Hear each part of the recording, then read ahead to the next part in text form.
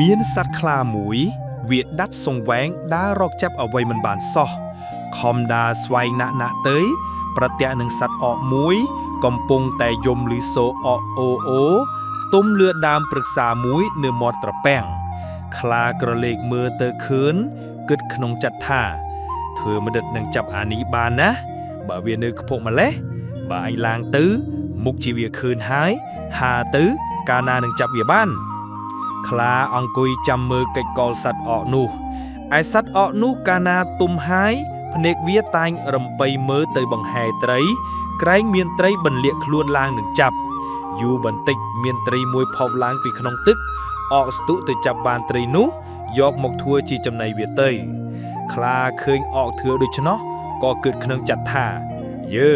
អាអកនេះវាអង្គុយតែស្ងៀមសោះស្រាប់តែមានត្រីហែវក្នុងត្រពាំងនោះវាស្ទុទៅចាប់បានមួយរំពេចយកមកក្រអែមិននឿហត់ប៉ុន្មានសោះមិនព្រួយដូចជាខ្លួនអញខំដាល់ស្វាយរកស្ទើស្លាប់មិនងាយបានអានេះអង្គុយធ្វើច្រងុកចាប់បានភ្លាមហើយវាមិនលំបាកលបលំបាកអោនក្រាបទៀតផងបើដូច្នេះអញគិតធ្វើដោយសត្វអកនេះវិញស្រួលជាងខ្លាគិតដូច្នោះហើយក៏ដើរទៅទៀតដើម្បីស្វែងរកបឹងឬត្រពាំងជាទីស្ងាត់ហើយដែលមានត្រីច្រើននោះវាដើរទៅដល់បឹងមួយជាទីស្ងាត់នៅមាត់បឹងនោះមានដើមឈើធំដុះជ្រងច្រាងដ៏មានម្លប់ត្រឆៃល្មមវាពឹងពូនខ្លួនវាបានពេលនោះមានបុរសម្នាក់នៅចងសន្ទូចក្នុងបឹងនោះមុនខ្លាទៅដល់ដោយចង់មើលឲ្យឃើញសន្ទូចខ្លួនដែលរាយនៅឯណែឆ្ងាយបានស្រួលបុរសនោះរាយសន្ទូចហើយមិនឈរនៅនឹងដីទេទៅឡើងលើដើមព្រឹក្សាមួយធំខ្ពស់នៅសំងុំតែម្នាក់ឯងមិនមាត់កឡើយឯខ្លានោះកាយបានទៅដល់ហើយក៏ដើរភ្លូកចុះភ្លូកឡើងរកដើមឈើនឹងឡើងធ្វើដូចសត្វអកបុរសលឺសូរមើលទៅឃើញខ្លាកំពុងទៅដើររួតទៅឡើងអង្គុយច្រហុំលឺចុងឈើហើយធ្វើសំឡេងត្រាប់តាមសត្វអកថាអកអូអូគាត់មិនហ៊ានមាត់ថាអ្វីទេចាំតែមើលហើយគិតថាខ្លានេះវាអង្គុយចុងឈើនៅក្នុងបឹងដូច្នេះតើវាគិតធ្វើអ្វីហេយូរបន្តិចមានត្រីងើបឡើងស្រាប់តែខ្លានោះស្ទុះលោតព្រូងរួចផុសឡើងវិញឆ្លក់ទឹកឮសូរខកបុរសនោះឃើញហើយសើចរួចស្រែកថាស្លាប់ទៅអាខ្មោចធ្វើអ្វីដូច្នោះខ្លាលឺមើលតែឃើញបុរសនៅលើចុងឈើក៏មានសេចក្តីអៀនខ្មាស់ខ្លាំងណាស់ស្ទើរនឹងស្លាប់ខ្លួនព្រោះមិនដែលបង់គំនិតដល់មនុស្សសោះរួចខ្លានឹកថាឥឡូវបុរសនេះឃើញអញតែម្នាក់ឯងបើគាត់ទៅដល់ផ្ទះសំតែគាត់នឹងនិយាយប្រាប់គេថែមទៀតគេនឹងកាន់តែដឹងច្រើនឡើងកើតមានគេតែឈ្មោះអាក្រក់ណាស់បើដូច្នេះអញសូកគាត់កុំនិយាយប្រាប់នរណាតទៅទៀតឡើយខ្លាបាននិយាយអង្វរបុរសនោះជាពាក្យអោនលំទោងថាអូអ្នកអើយខ្ញុំបានជាចាប់ត្រីធ្វើដូចជាសត្វអកទៅវាមិនបានឯត្រីទៅបានឯលងទឹកស្ទើរនឹងស្លាប់ខ្ញុំមានសេចក្តីអៀនខ្មាស់ច្រើនណាស់បើដូច្នេះសូមអ្នកអាណិតខ្ញុំកុំនិយាយទៅណាម្ណាទៅទៀតឡើយខ្ញុំនឹងតបគុណឧបការៈអ្នកបុរសតបវិញថាខ្លាឯងឲ្យអ្វីអញខ្លាថាខ្ញុំសន្យារកសត្វមួយព្រឹកយកមកជូនអ្នកនៅទីនេះរាល់តែថ្ងៃបុរសនោះក៏ព្រមព្រៀងទទួលពាក្យខ្លារួចហើយវិលទៅផ្ទះអាត្មាវិញលុះព្រឹកឡើងមកទទួលយកសត្វអំពីខ្លាអំពីកន្លែងសន្យាខ្លាក៏កម្មសត្វយកមកឲ្យបុរសនោះជាប្រក្រតីមិនហ៊ានខានកាលបើបុរសនោះបានសត្វនាំទៅផ្ទះអាត្មាច្រើនថ្ងៃពេកណាស់ទៅនាងភរិយាឆ្ងល់លុះវេលាយប់ក៏សួរដោយស្ងាត់ថាអ្នកឯងធ្វើដោយម្ដេចក៏បានសត្វរាល់ថ្ងៃម្លេះម្ដងសត្វនេះម្ដងសត្វនោះជ្រូកក៏មានក្តាញ់ក៏មានឆ្លូក៏មានប្តីថាអញដាក់អន្ទាក់អីក៏បានមិនដែរខានដូច្នេះអ្នកអើយប្អូនឲ្យត្រង់ទៅមើលបុរសនោះក៏ភ្លេចពាក្យសន្យាដោយស្មានថាខ្លាកាលឡាវានឹងមកក៏ប្រាប់ប្រពន្ធតាមរឿងហេតុពីដើមដល់ចុងប្រពន្ធនោះក៏ជឿ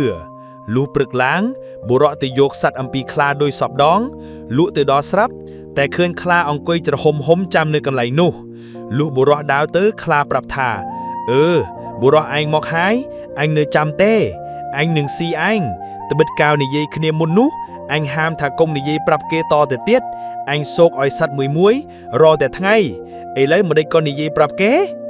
បុរសនោះក៏ភ័យភ្នែកស្លូឥតប្រកែកថាអ្វីទេគ្រាន់តែអង្វរទៅខ្លាវិញថាអូបងខ្លាឯងស៊ីក៏ស៊ីចុះខ្ញុំមិនប្រកែកទេបានជានិយាយទៅហើយ